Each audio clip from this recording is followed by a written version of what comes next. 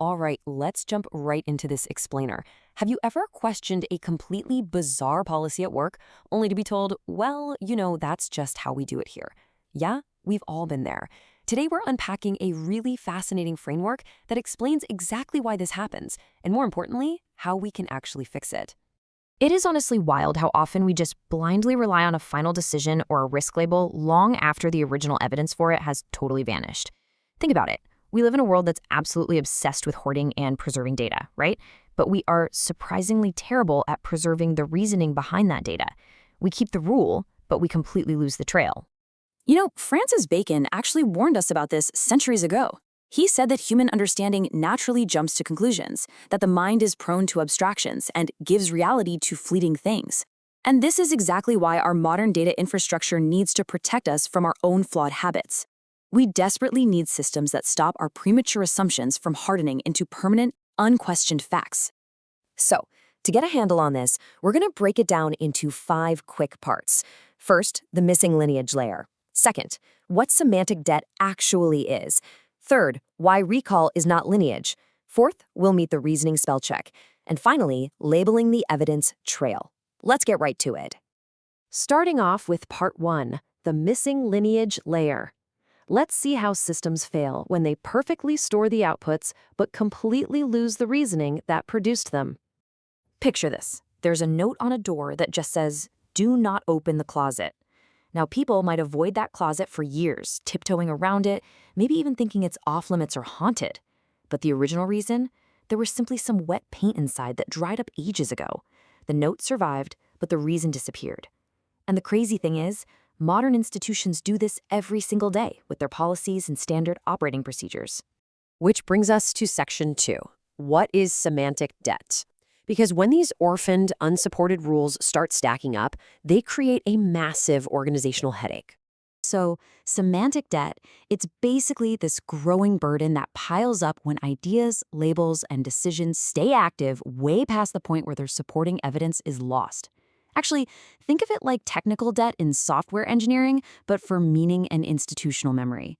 It's like borrowing confusion from the past and forcing your future self to pay for it, making you act on outdated information as if it's an absolute truth. Here is a perfect example. Imagine a workplace where someone enforces a strict no backpacks on the blue chair rule just because the chair was wet 3 years ago. Today, the chair is perfectly dry, but the rule? It's still there. It turned a temporary, practical fix into a permanent law based purely on vibes. And when an organization gets full of these rigid chair laws, it loses its agility and wastes a ton of energy. Moving right along to section 3, recall is not lineage. Now, you might be thinking, can't we just toss all this into a massive AI database to solve it? Well, not exactly. Look at the difference here. On the left, we have search and recall, finding the actual note. On the right, we have lineage and justification, knowing why the note was written in the first place. Search engines and AI models can retrieve a document in milliseconds, sure, but they don't automatically tell you if the claim inside that document still holds any water. Just because an AI found a rule doesn't mean that rule is actually still valid. Relying on search alone is literally like a robot enthusiastically fetching 50 pieces of paper and proudly dropping them on your desk, without realizing that 40 of them are just junk and outdated math sheets.